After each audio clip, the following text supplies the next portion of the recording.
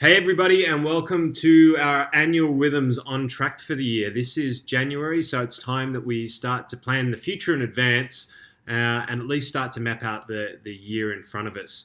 I call these our annual rhythms because what I'm going to take you through is the rhythm that we run through the year. And in January, that is our On Track quarter. And On Track is really just to put you on the rails in the right direction, to make sure that you're traveling in the right direction and make sure that we know what the destination is for the year ahead of us. So let's jump into it straight away. We've effectively got 5 sections that we're going to cover off on here. The first one's just outlining the financial rhythms that we're going to go through, right, which is pretty simple. And hopefully all of you are going to implement these through your personal lives to maintain your own accountability and ultimately track your own success. We're going to set yourself up for success this year. So I'm going to take you through a little planning system that I use both personally in multiple different areas of my life, personally, financially, professionally, and also from health aspects. And you're going to find out, I'm going to take you through that shortly. It's a really cool planning technique that I'm going to take you through. We're going to review your SMART goals, or as I call them, SMARTY goals. And if you haven't seen these before, there's something that we've started using over the last couple of years. Really great section. There's also other modules that you can look at in order to figure out how to set these. But we're going to touch on it and run through reviewing them. Then we're going to go through the on track and measure. This is all about measuring the success and making sure that you're on track to those various different goals throughout the year. And ultimately, these things are subsets of goals that are 5, 10, 15 years down the track. So it's quite a long track for some of us, and we want to make sure that we're just staying on the rails, right? Staying on track. And then I'm going to take you through a very, very quick process, which most of you are going to be familiar with through our annual meetings, but we've called it red light, green light. And this is a very quick way that you can figure out whether you're on track or not. So why is planning important, right? Well, planning is basically about taking you from this guy on the left-hand side of the screen that is reasonably closed off, and giving you the capacity to be able to actually achieve the things that you set out for them. You've probably heard that if you actually write down your goals, you're several times more likely to actually achieve them. There's some reasons behind that. There's some biophysical reasons. There's some even chemical reasons as to why that actually happens. And I'm going to take you through a little bit of a discussion about the limbic system and our emotional chemical factory in our brain later on. But effectively, the reason why it's important is that so we can actually go from being closed off to being able to actually set our things in advance and being able to open ourselves up through a process that's going to give us clarity, which effectively make us crack shots at being able to achieve our goals. Right, so a couple of things to be aware of just before we start. Stay objective, stay alert, grab a pen and paper, make sure that you take heaps of notes as you go through this, and start to actually build this out in advance as we're actually running through it. Make sure that you stay objective. Don't let your mind wander too much because we're going to try and stay on track as much as we possibly can. And at any point in time, if the brain starts to say, look, this isn't for me, just question why you're actually running this and ask the question, are the goals that I want to achieve in my life worthwhile taking the time to actually put some sort of a pattern and rhythm to? And make sure that you maintain your resilience over time. Throughout the year, you might be tempted to miss some of your rhythms, but understand the why, the emotional reasons why you're actually looking to achieve the objectives that you're looking to achieve, because ultimately these things should be important to you. They should have a connection emotionally to them. And it's worthwhile for you to be able to set these rhythms in place, remain resilient, and sometimes prioritize these over other things that might come up that might seem urgent. Some of you might be familiar with the Eisenhower matrix. That is urgent is very rarely the highest of our needs. So those things that scream and shout out at us are very rarely the most important things that we need to be focusing on. So with that said, let's jump in very quickly to outlining our annual rhythms. And most of you will have seen these at various different points in time. On a quarterly basis, let's just schedule it done. Mark it in your diaries, the 1st, the 15th, or the 28th. Just do that now as I'm going through this. And just hold that date every month. Doesn't matter whether it's a Monday or a Sunday, right? Put it in there and allocate the time. Right? On a quarterly basis, we say 2 hours to half a day, depending on how much you want to dedicate to this. Some people actually just use 15 minutes. Right, and I'm going to take you through a way of being able to do that. But quarterly, these are our rhythms. So that we're at Ontrack at the moment, which is we're about to go through reviewing our calendar, which we're doing right now, how to track and measure our progress towards our goals, set the objective for the year ahead so we know exactly where we want to go, and then have a review of our cash flow management. Right, in April, we do all of our tax planning, our tax tips, and our federal budget reviews, see if there's any impacts on us so that we can plan for June 30. July is a foundational review where we look at everything. We look at our debts, our super, our investments. We look at our insurances. We basically look at everything and see where we're at and just make sure that everything is at the levels that we need them to be, right? And then in October we do our investment review. We look at our investments in super, outside of super. We look at the reports. We look at adjusting them. We look at rebalancing our portfolios, and we analyze how much risk we're taking, and then basically say, look, do we want to be taking this much risk? Do we want to be taking more risk? It's really, really simple. These are the basic rhythms and the basic questions that you ask yourself as you hit these days, and basically just set yourself 2 hours to be able to run through them. And by breaking them down into quarters, what does it mean? It means that you don't get overwhelmed by trying to track too many things at the one time. So then outside of that, we then have the rest of the year. And I usually say just, February, 10 to 15 minutes. It can be over dinner with your partner. Super, super simple. It's just a matter of understanding what you need to be reviewing, which we're going to take you through, and then doing a red light, green light process. Green light, is it good to go? Red light, do we need to pay attention to it? And I'll show you a very, very quick process that we can run through. So first, 15th or 28th, put it in your diary. Just put it in every single day. As I said, doesn't matter whether it's Monday or a Sunday. Just schedule it done and start to hold yourself accountable to these rhythms and hold your partner accountable to these rhythms as well. So setting yourself up for success this year. It won't do it. I love this. I actually love this this picture here, because whenever we look at motivation and whenever we start to look at things that we need to become better at, I always reflect on the 7 areas of life. And I'm not going to go into all of these. I just want to contextualize what we're about to go into, right? Because effectively in our life, we all have these areas of our life, and fair to say that probably all of us can improve in various different ones of them. And from time to time, we might be focusing on more than one of these at a time, right? Quite frequently we will. Sometimes we'll be focused heavily on one at a time. So let's have a look at them. From a life perspective, we're spiritual, whether you're religious or spiritual. Sometimes we need to spend some more time in this area. Vocational, which is about our career or our business. Our physical, so our health. Our exercise, physically, where are we at? Mentally, our mental health, where are we at? Do we need to improve it? Do we need to spend more time, recharging? Do we need to spend more time on our attitude? Social, do we need to be spending more time with our friends? Do we need to be spending less time with our friends? Do we need to be spending more time out and about? What are our needs? Then there's financial, which is what we're focusing on here, and then there's family. But this same planning process, right, can actually be used on all of these different areas, because basically all we do is we sit down and we'll have an idea, and I'm going to show you how we come to that idea. Then we structure out a plan, which is then just a number of steps in order for us to get to that end goal. And the way that we can do this is via divide and conquer. All right, so we want to divide and conquer. So how do we look at the next year from a financial perspective and gain an idea as to whether we're on track, whether our goals are where they need to be? So quite simply, I ask a very, very simple question. This is where if you've got a pen and pad, it's great to be able to run through this. And after I finish asking the questions, you can actually pause the video and just sit down there and write it down for 15 minutes, 5 minutes, whatever is going to make it for you, right? So ask yourself the question in the context of finance, right? And if you are looking at any of these other areas of your life, you can do exactly the same thing.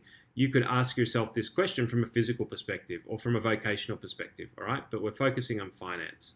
So what do I like to blank a lot? What do I like to blank a lot? All right, so from a finance perspective, what do I like to talk about a lot? Might be I like to talk about property. Okay, cool. Write that one down. Just ask yourself a question. When it comes to finance, what do I like to blank a lot. Talk about a lot.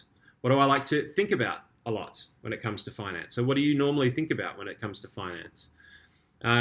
What do you read about a lot when it comes to finance? What do you like to research a lot when it comes to finance? What do you like to spend time doing when it comes to finance?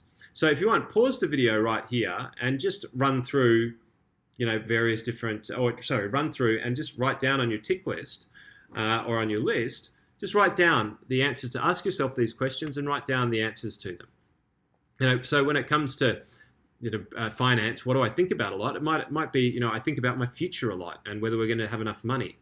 It might be, I think about the next investment we want to make and how to optimize it. It might be when it's research, I love to read the paper and look at, housing prices over the weekend. Or I might love to read the paper and read about stocks over the weekend. It might be, what do I like to do? I don't like to research anything, so there's nothing there. But just spend the time, write out the list. Pause the video now if you want to go through that exercise now. I highly recommend it. Okay, now that you've got your full list, you've got the full list of all of the things that you like to do about a lot. All right, so what do I like to talk about? What do I like to think about? What do I like to read, research, spend time doing, etc. Now that we've got that list, I want you to ask this question. Who and what do I relate to, good and bad, and situations and people, right? And write that list down as well. All right, so who and what do I relate to, good or bad? So when we go, who and what do I relate to? Do I relate to, people who, have great success in finance, and I relate to them and like to talk with them about that? Or do I relate to other people who are not doing so well in finance, and it might be that we talk about the same challenges, right? So this isn't to put a judgment on it. This is just to basically say that the people that we hang around can be good or bad based on what it is that we want to achieve from a finance perspective. So can be good or bad, situations or people. So do I go to lots of seminars, relating to finance? Do I spend a lot of time, seeking out people to ask information about finance? Do I, put myself in areas where I can learn about it more frequently? Do I spend time listening to it? Or do I not? Do I actively avoid it? So that we might put that in the bad, but again, it could be good or bad. I just don't want to place a judgment on it. So just take yourself through the process, write down who and what do I relate to, good or bad, situations and people. Right. Now I want you to review both of those lists, and this is coming to then setting your intention for the year. So we've already got our goals in place. So this is really now just about sitting down. Now, just by writing out those lists, you will have had some insights, and you will probably have some things that come to mind that you may want to work on. You may want to change. You may want to focus on a certain area that you really enjoy. Set a little bit of time, understanding what your goals already are, and ask yourself the question, what do I want to achieve by the end of the year? And it might be a subset of one of your larger goals. So it might be, and you want to complete this statement, by the 15th of January next year, I am, or we have, and I want you to put this as in a statement of done. So if you've got a $500,000 mortgage, you want that down to $300,000. It may be by the 15th of January next year, we have I've forgotten the number I used, but let's just say it was 500 and we said 200 down. We have a $300,000 mortgage on our house. It is done. Right? It may be that you have an investment property. So by the 15th of January next year, we have an investment property worth X in this area. It is done. So get specific about them. So this is setting the intention for the year. This is to write it down. As I said earlier, if you write it down, the chances of it happening tenfold. Right? And there's some reasons I'm going to go into later about that. So let's just review now your SMART goals for the year. And I'm just going to, for those of you who haven't been exposed to SMART goals, I'm going to just take you through what SMART goals are. So when it comes to setting our goals for finance or in life, it's really, we want to make sure that they're SMART goals. Right? So specific means that it's detailed enough that you can actually achieve it. So when it comes to, we don't want to be ambivalent. No, I am the guru of investing. Right? It's not very specific. So what do you want to do, and be very, very specific about it. I want to achieve X, Y, and Z. And I'll give you an example of how this comes together in a minute. So it needs to be specific, measurable. So we need to be able to tick it off. So we need a way of being able to measure it. So that's why I said, I want to be a guru of investing as a really bad example. It's not measurable. So how do we know when we've reached it? How do we know when we can tick that off? We need to make sure that it's achievable. And by achievable, I mean you need to make sure that it's within your capabilities to be able to achieve it. Okay? If you're relying on other people in order to be able to achieve that goal, then it may not actually be achievable because you cannot control the outcome. So make sure that you can control the outcome here, and so it's in your power to accomplish it. Make sure that it's realistic. You want to set yourself up to succeed, not to fail. Right? You want to set yourself up for success, so make sure that you set goals that, it might be a BHAG, so it might be a big, hairy, audacious goal. It might be something that is a bit of a big stretch for you. That's totally fine. But if it's completely unrealistic, you're just going to set yourself up to fail. And it needs to be timely. So in the context of our intention, we're being specific, measurable, achievable, and timely by the end of the year.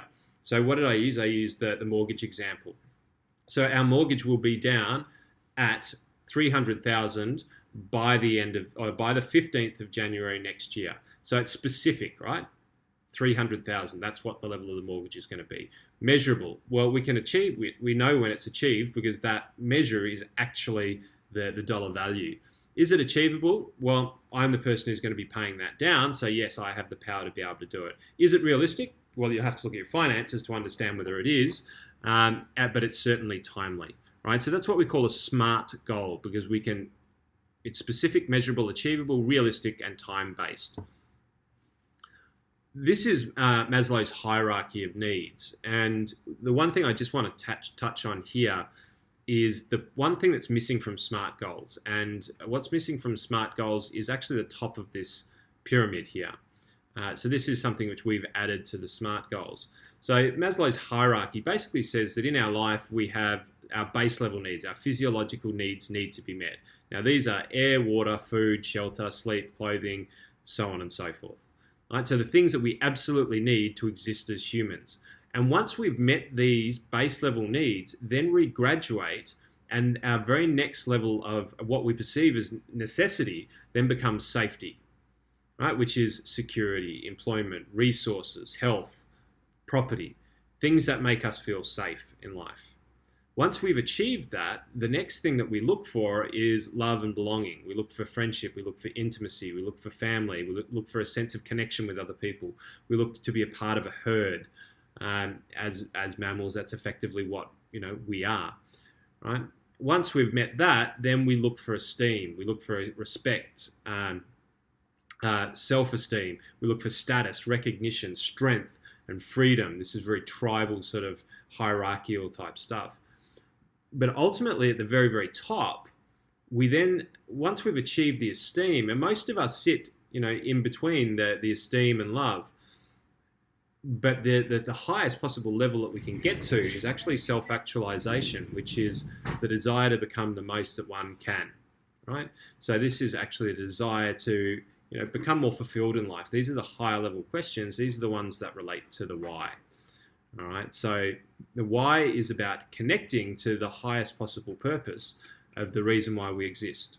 Right, so when we take a look at our goal setting, what we need to understand is that if we really want to make these things meaningful, if we really want to be able to achieve them, if we really want to be able to make sure that they mean something, we have to identify the why. So that's the reason why I came up with something called Smarty Goals. And this is a process that we've started to use more recently. We can give you these if you want, just email us, or I'll try and even put them on the templates below. But we set a goal, right? So debt-free family home, very specific, it's measurable. By when? By my 40th birthday. It's time-based now. We believe that it's important to celebrate the win, so we're going to celebrate by having another family housewarming. We know the quantum of it, so we know that it's going to be costing us about $398,000 to get there. And why is it important? Because we want to be in a home that we can be proud of, something that we can raise a family, feeling safe, loved, secure for our children, right? There is a deep connection to that.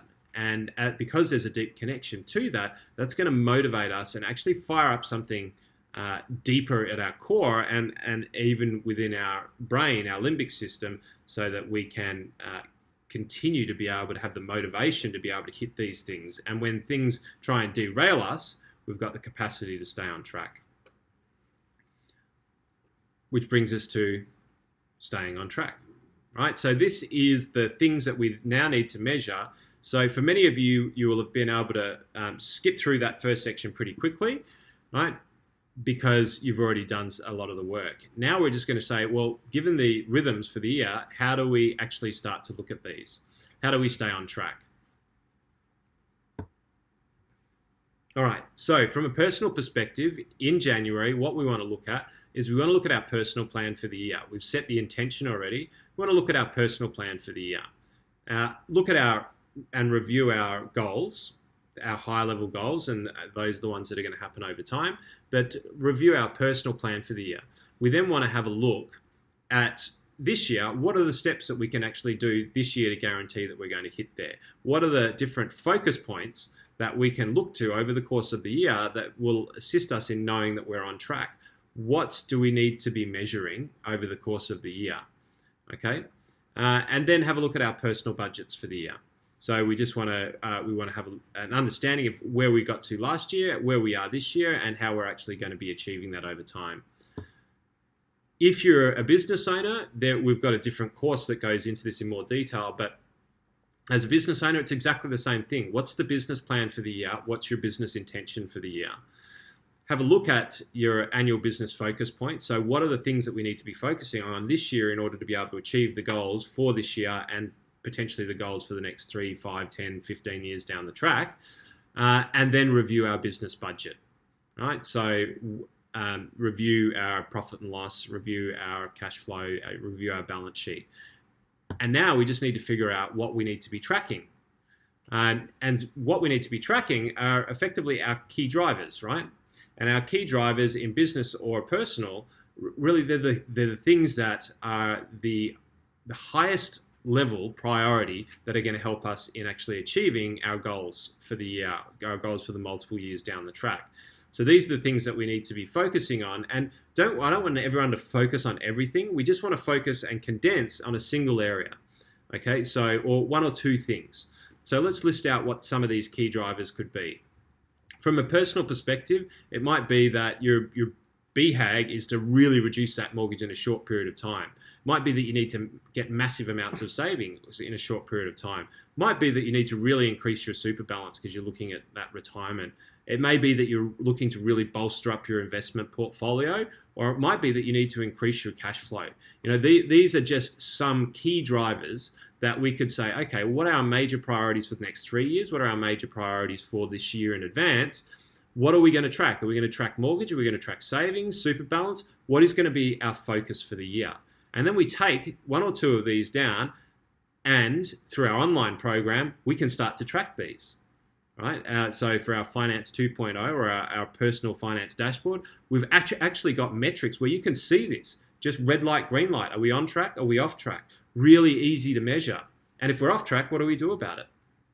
From a business perspective, it might be we're tracking EBIT, it might be looking at our tax, it might be our cash profit, it might be our war chest within our business, or maybe we need to be tracking specific ratios. These generally can be sourced from our software or from our accountant and bookkeeper, right? So why is this all important? Why is the why so important? Well, from a brain context, we've got our limbic brain, and our limbic brain is actually the part of our brain which fires up our motivation. It's got the thalamus, the hypothalamus, the amygdala, the hippocampus. Basically, what I call this is just a little motivational chemical factory in our brain, right? And it doesn't operate in the what or the how. So the what and the how we do things, so the what do we need to do and how are we going to do it, that happens in the neocortex, right? And that's the computational side of our brain. And our brain is actually a cognitive miser. It wants to conserve as much energy, so it doesn't like to operate in the neocortex very much. What it does do, though, is it likes to operate in the limbic system. And the limbic system is emotion, is meaning, and it's basically driven via our why a lot of the time. I mean, it's responsible for our fight or flight, but the why is the thing that focuses this thing up. If you've got deep connections to your goals, then it's going to create activation within the limbic system, which will fire up the chemical factory of the hippocampus, the thalamus, the hypothalamus, and produce the right chemicals in your brain to change your physiology to make sure that you are moving towards and actually achieving the goals that you identify are very, very important to your core. And that's why when we have our goal, we put down our why. Why is this important? So we can emotionally connect to it. So in this case, we want to pay out the mortgage by the 40th. We're going to celebrate by a new housewarming, and the quantum's 300,000. This is to relieve the stress of the debt payment so that we can actually enjoy more time with the family. Pretty core type of meaning attached to that. Right? So what are we going to be tracking? Simple. We're going to be tracking our mortgage. We know the metric. We're going to be needing to be paying around about $3,334 per month. Through our online system, we can track that really easily. Red light, green light. Are we on track? Are we off track? If we're off track, what do we do about it? All right, let's have a look at a business one. Increase annual revenue by 20% by June 19th. We're going to go out for a team lunch. Quantum is an extra $16,600 per month. It will free up resources so I can spend more time with the family and health, and hire another GM into the business. All right, so again, pretty important stuff there. So what are we tracking? We're tracking the profit and loss. What are we tracking it by? About $16,600 a month. That's what we need to be achieving. Right? And then once we know our metrics, it's as simple as this. It's red light, green light. We look at our mission objective, right? So this is in this case, it's a quarter increase in our revenue by 20%, right? Red light, green light. On a quarterly basis, on a monthly basis, we can get these figures out of our online dashboard personally, or it may be from your accountant or your bookkeeper if you're in business, but we just look at that and we're tracking one metric, maybe one or two metrics here. Are we on track? Yes. Are we on track? No. If the result is yes, we're on track, what's the reason? Keep asking the question why until you get to the core reason. What's the response? If you're not on the track, what are you going to do to change that? If you are on track, what are you going to do to maintain that? If we have a look at the other situation, we're paying off our mortgage, so the personal one, by the 40th birthday. Are we on track? Yes or no? The dashboard will actually tell you that, right? So then we need to look at what is the results. Yes or no, we're on track. No, we're not on track. What's the reason why? We've had additional expenses come out that were very unexpected, right? What is our response? Well, we're going to try and get back on track. These are the things that we're going to do to actually get back on track. So all you need to do is list your key drivers. So identify the documents or indicators. So whether it's dashboards for personal, whether it's budget versus actual, business or personal, whether it's profit and loss and balance sheet, get these key documents or have a look at your online application. And it's really, really simple.